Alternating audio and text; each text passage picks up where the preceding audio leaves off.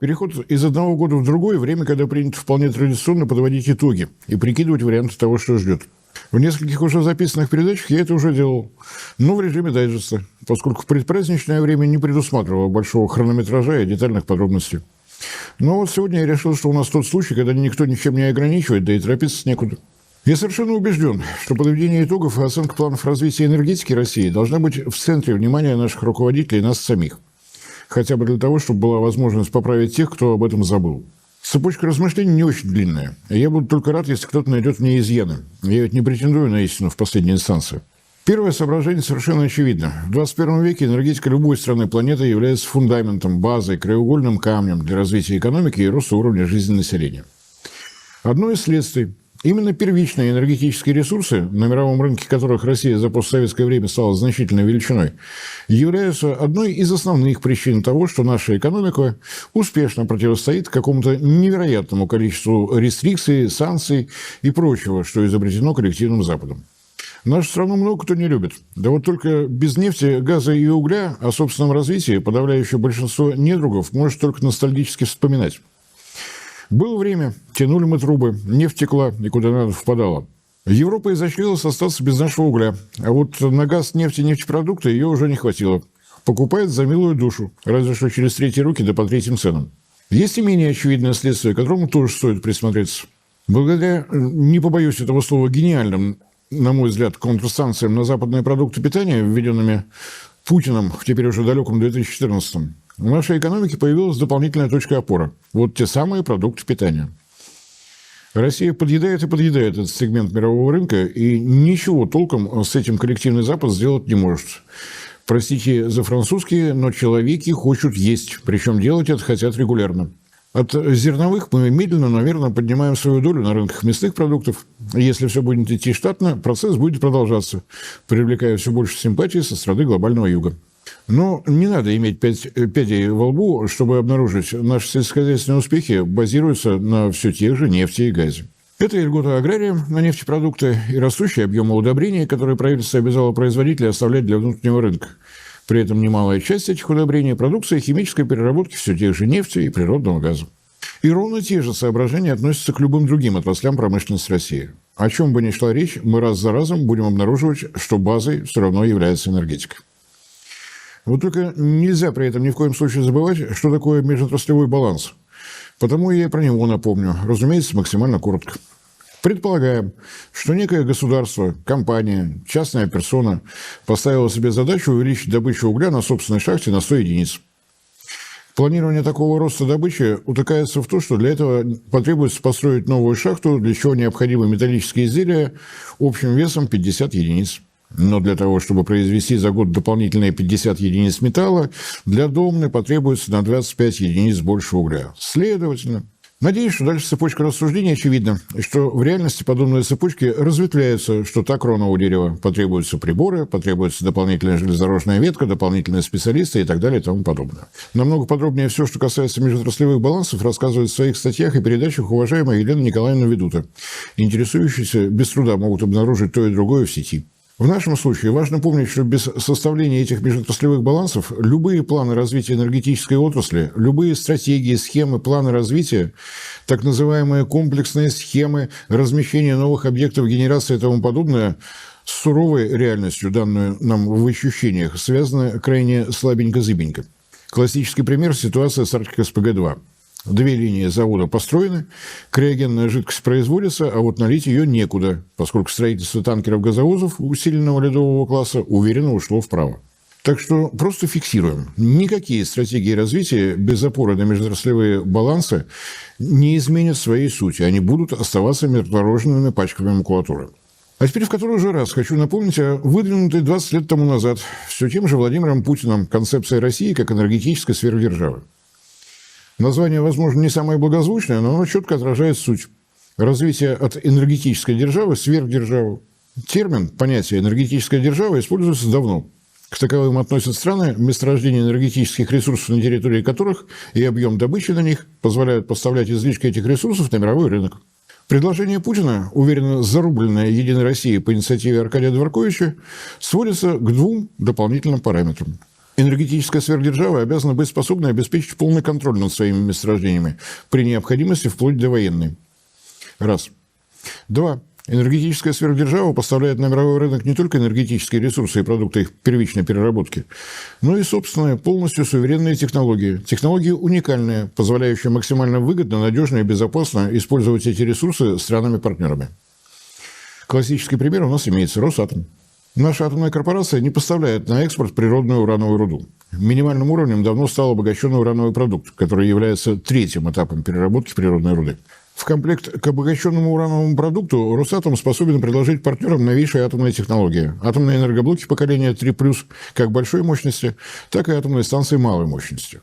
Результат тоже известен. Обеспечивая подготовку специалистов для стран, в которых Росатом строит новые АЭС, госкорпорация не только добивается топливных контрактов продолжительностью 60 и даже 80 лет, но и расширяет сферу технологического влияния России. Дата предложения концепции энергетической сверхдержавы Путиным – 2003 год. Дата отказа от нее – 2004 год. Именно тогда состоялась школа «Единой России», на которой Дворкович изо всех сил согласился с президентом, внеся крохотную поправочку. Конечно, собственные новейшие технологии – это здорово, но мы отстали от передового Запада настолько, что нам сначала необходимо достичь базового уровня развития технологий, что, конечно же, невозможно без широкого сотрудничества с нашими добрыми западными партнерами. Не шучу, так и было заявлено, с нашими добрыми западными партнерами. И на всякий случай, дата создания корпорации Росатом с ее прямым подчинением президенту, минуя правительство, декабрь 2007 года. Результаты Росатома и всех остальных направлений нашего энергетического экспорта хорошо известны. Наши атомщики строят за рубежом новые АЭС уже десятками. Экспорт нефти, газа и угля все так же зависит от мировых котировок. Собственная экосистема торговли нашими энергоресурсами так и не появилась. И только в 2024 году появился первый контракт на строительство угольных электростанций по российским технологиям за пределами России. На мой взгляд, и показательно, и поучительно, не так ли? Но теперь речь не только об этом, но еще и о том, что после февраля 2022 года можно уверенно констатировать. Первое из предложений Путина образца 2003 года выполнено. Энергетическая сверхдержава обязана быть способной обеспечить полный контроль над своими месторождениями при необходимости вплоть до военного. Прошедшие 3 года наглядно показывают, с защитой месторождений на своей территории Россия справится при любых обстоятельствах. Темпы развития военно-промышленного комплекса убедительно превосходят все наличествующие возможности НАТО и прочих недружественных стран. Остается концентрировать усилия над вторым положением концепции энергетической сверхдержавы. Россия должна научиться поставлять на мировой рынок не только энергетические ресурсы и продукты их переработки, но и собственные, полностью суверенные технологии. Технологии уникальные, позволяющие максимально выгодно, надежно и безопасно использовать эти ресурсы в странах-партнерах. Прямое следствие. Подводя итоги за любой отчетный период, необходимо соотносить их вот с этим положением. Российские компании благополучно устранились с европейского рынка, и то, что происходит с реальным сектором экономики Евросоюза, показывает, что это устранение окончательное и бесповоротное. Не только потому, что Евросоюз примеряет на себя костюмчик Еврорейха, наслаждаясь возможностью не прятать, а козырять пещерного уровня русофобии, а по совершенно объективной причине. Скукоживается реальный сектор экономики Евросоюза, процесс набирает ход. Закрываются энергоемкие производства, которые тихо удаляются куда подальше, в Штаты, в Китай. Да, 1 февраля этого года исполнилось бы 65 лет со дня подписания первого контракта на поставки советского газа с ушедшей в легенду немецкой компании «Рургаз». 60 с гаком лет сначала советские, а потом российские компании поставляли первичные энергетические ресурсы на самый платежеспособный и дисциплинированный на планете рынок. Европолитики решили, что такой юбилей им не нужен, не обратив внимания на то, что платежеспособность еврорынка тоже уходит в прошлое. Такая вот ирония судьбы, про которую с легким паром уже и не скажут. Дороговато нынче в Европе по баням ходить. Были надежные плановые рыночные поставки российских энергоресурсов. Была растущая экономика Западной Европы. Она нет, и суда нет. Вот только стоит, на мой взгляд, обратить внимание на занимательную детальку.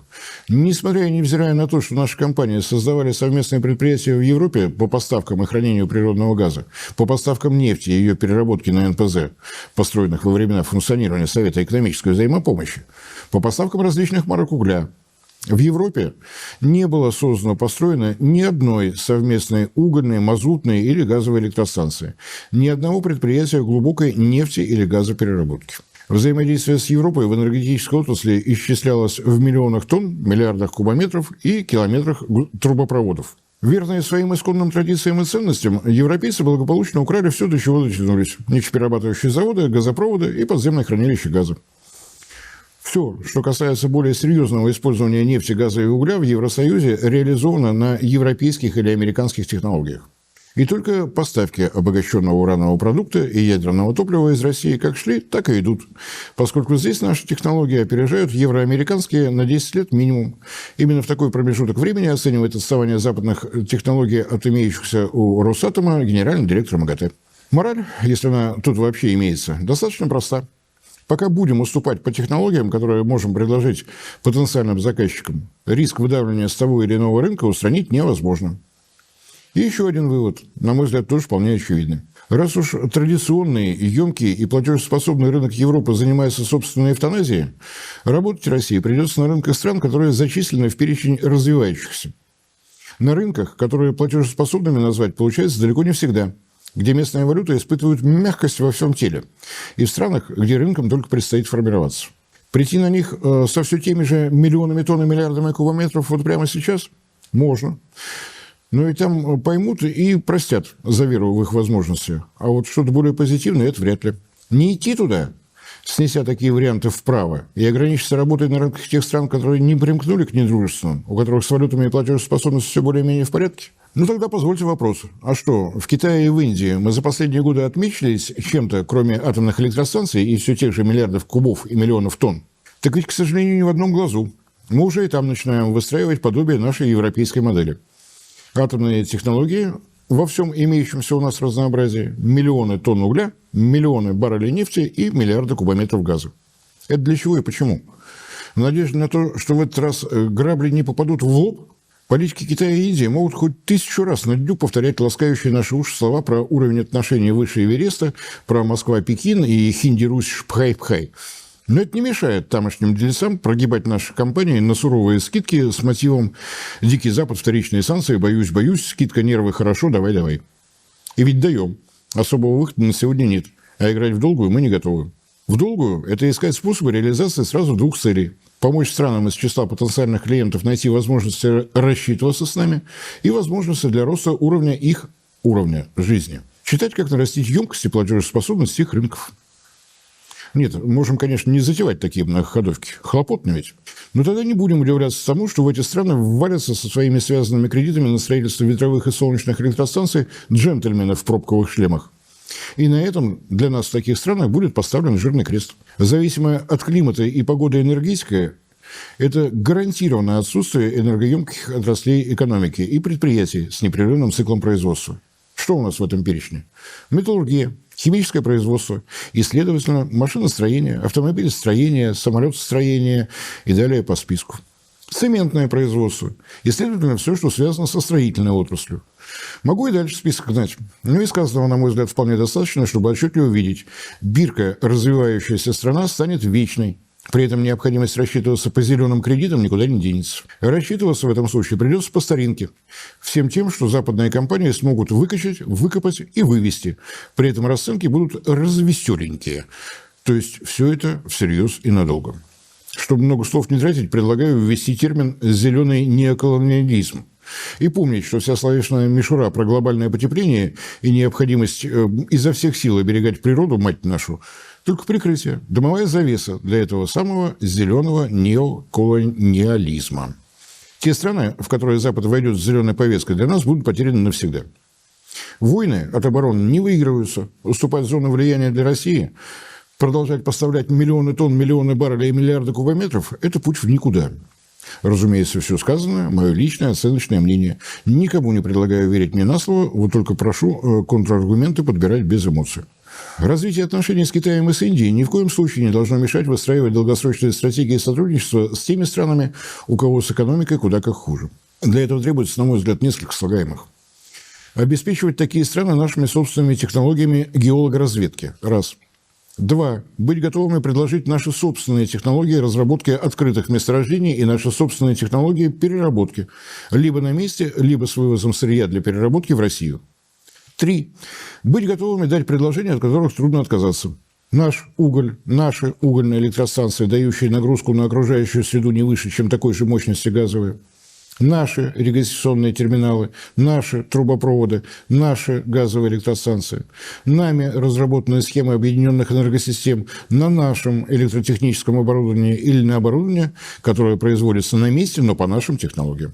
И далее по той же схеме. Наши грузовики, раз уж с легковыми автомобилями у нас как бы помягче-то вазовато, от слова «ваз». Наши дизельные тепловозы и наши электровозы, наши технологии для железнодорожных сетей, наши малые и среднемагистральные самолеты, наши морские и речные суда. Дальше перечислять не буду. Додумайтесь самостоятельно про образование, здравоохранение, оборонные технологии и прочее, что обеспечит России мирное расширение сферы влияния. Причем сферы максимально долгоживущей. Из нее не будут уходить, если мы сможем обеспечить вхождение таких стран в нашу научную, конструкторскую и инженерную школу. Если кто-то может предложить другой способ избежать превращения нашей с вами страны в окруженную крепость, буду совершенно искренне рад. Лично у меня других предложений нет. Можно тысячекратно повторять, что коллективный Запад – это всего лишь 1 миллиард населения из имеющихся на планете 8 миллиардов. Но дело ведь не только в количестве, но еще и в качестве. А один холодильник на деревню и 2 автомобиля на 3 деревни – это не тот хоккей, который нам нужен. И полумеры не работают, что мы только что увидели на примере Сирии.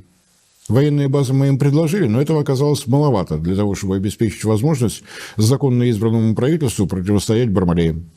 Чуть раньше мы видели это на примере Египта, в котором Асуанской плотиной нашей военной техники и инструкторов тоже оказалось маловато.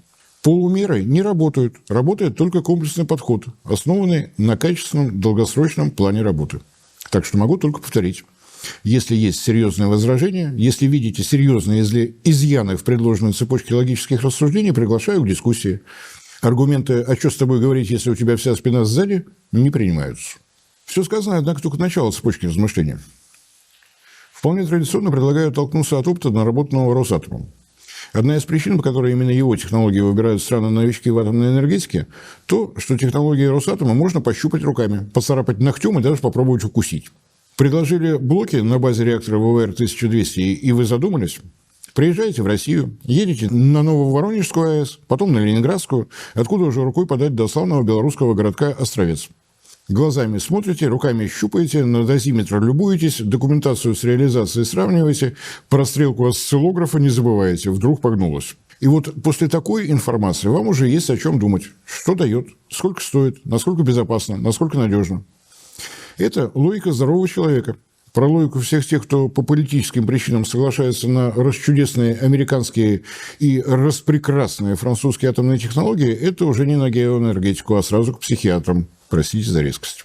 Рассчитывать, что найдется большое количество стран, которым покажется привлекательным плотное технологическое сотрудничество с Россией, без возможности увидеть, что у нас имеются собственные суверенные технологии во всем, что касается производства энергии, что мы способны справляться с транспортировкой энергетических ресурсов, что нет необходимости подключать недружественные России страны для решения задач, связанных с передачей электроэнергии, можно. Вот только вряд ли эти надежды сильно оправданы. Сложноватый алгоритм, знаете ли. Россия поставит уголь. Если ей повезет решить вопрос с фрахтом балкеров под флагом какой-нибудь Панамы. Казахстан, если все сложится, построит электростанцию. Китай подгонит электротехническое оборудование, программное обеспечение для объединенной энергосистемы. Получим у американцев или европейцев. России вольфрам, Казахстану уран, Китаю редкоземельные металлы с горочкой, чтобы у нас появилась твердая валюта для рассчитаться за программное обеспечение. Если вот такое ассорти, то участие вот в таких цепочках поставок может идти только в тех случаях, когда Россия будет поставлять таким потенциальным партнерам наш самый эксклюзивный экспортный товар – обеспечение политической стабильности. Но опыт, полученный в Сирии, вполне наглядно показывает, что вот такой экспорт не может быть глобальным. Нам бы с отдельными точками справиться, не говоря уже о том, что самое важное для России событие сейчас происходит на линии боевого соприкосновения, требуя максимального сосредоточения сил. Однако фронт и тыл должны быть едины, а мирное расширение своей сферы влияния – весьма действенный способ помощи общей государственной стратегии. И уж поскольку мы живем в самом лучшем из миров, не приходится забывать о том, что государств, которых мы действительно можем отнести к союзникам, а не к сиюминутным попутчикам, совсем немного. Белоруссия до Северной Кореи. Участники всех интересных нам интеграционных проектов СНГ, ЕАЭС, ШОС, БРИКС+, и ОПЕК+, ни при каких обстоятельствах не поставят свои собственные интересы выше интересов России. Нравится это кому-то, не нравится. Это просто факт, с которым нельзя не считаться.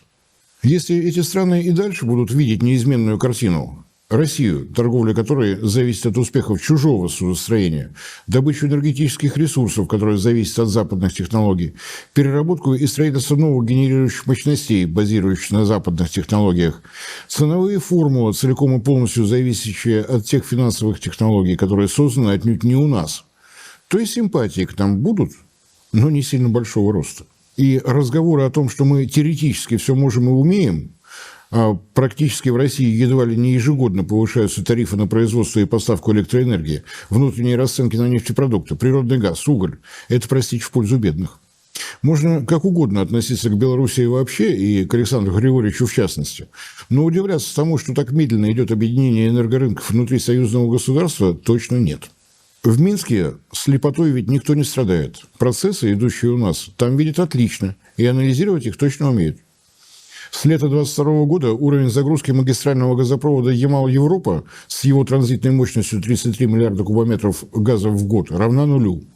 Трубы и компрессоры в полном порядке. «Газпром» продолжает намывать емкости подземных хранилищ в подземных пластах соли. А газ никуда не идет. Система магистральных газопроводов «Сияние Севера», которую в советские времена создали для обеспечения Советской Прибалтики, Белоруссии, Калининградской области и Финляндии, в настоящее время недозагружена на 12 миллиардов кубометров.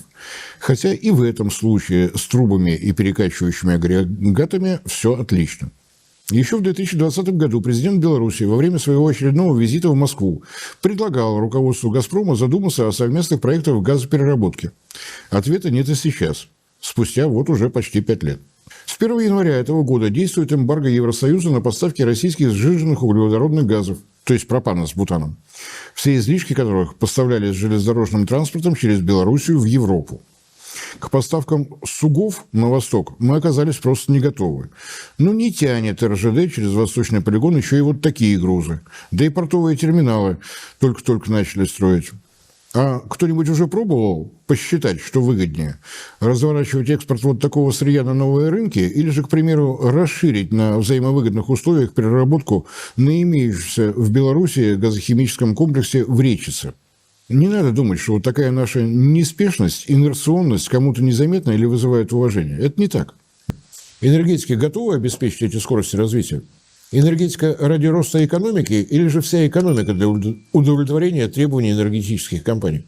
Вот на этом глобальном вопросе я сегодня и остановлюсь. Проблемы я более-менее обозначил, остается сущая мелочь. Попробовать предложить найти пути ее решения. И я очень надеюсь, что продолжить это мне удастся уже не в одиночестве.